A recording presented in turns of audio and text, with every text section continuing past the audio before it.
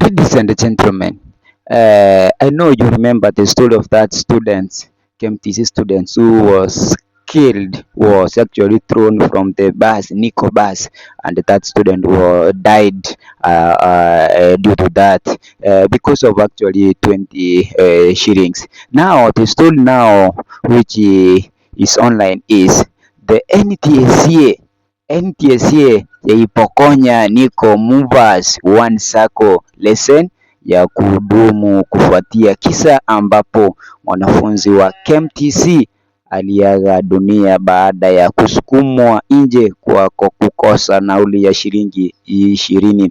Sasa NTSA imewapokonya leseni sacco ya Nico Movers one leseni moja wamenyang'anywa kutokana na makosa ambao walifanya. Inasemekana ya kwamba mwanafunzi huyo ambaye alikuwa anaitwa Eugene, alikuwa anaenda shuleni, ni mwanafunzi wa KMTC na alikuwa amechelewa. Kipindi ambacho anaharakisha kwenda shuleni alisahau nauli kwa meza, kipindi ambavyo inaelezwa.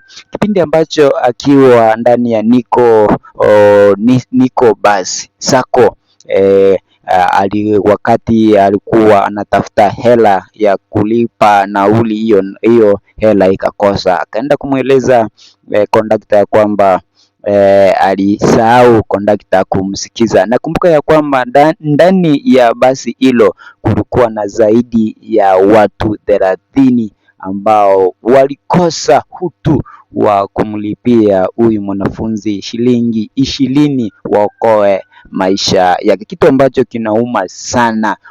Huwezi niambia ya kwamba eti kwa watu 30 ambao walikuwemo ndani ya basi hiyo ati walikosa shilingi 20. Ni kama tu tuseme ya kwamba hata wangechanga shilingi moja bado ingetosha, ila sasa wakapuuzia. Na kondakta naye bila kuwa na utu, bila ya kutumia akili ya kawaida, hata kama hakuwa na akili ya ziada, basi na yeye akaamua kumfurusha na kumsukuma hiyo wakati kipindi ambacho basi hiyo ilikuwa inaenda kwa mwendo wa kasi, na Eugene akaanguka chini na baadaye akaaga dunia kwa sababu ya shilingi 20. Kwa hivyo kulingana na kondakta aliona ya kwamba shilingi 20 ni muhimu kuliko uhai wa watu, kitu ambacho kinauma sana, kupoteza mtoto wa mwenyewe ambaye amekuwa na malengo ya kufanikisha ndoto zake, alafu mmoja anaamua kuangamiza ndoto za mtu ambaye anang'ang'ana kwenye maisha yake kwa sababu ya shilingi 20, kitu ambacho kinauma.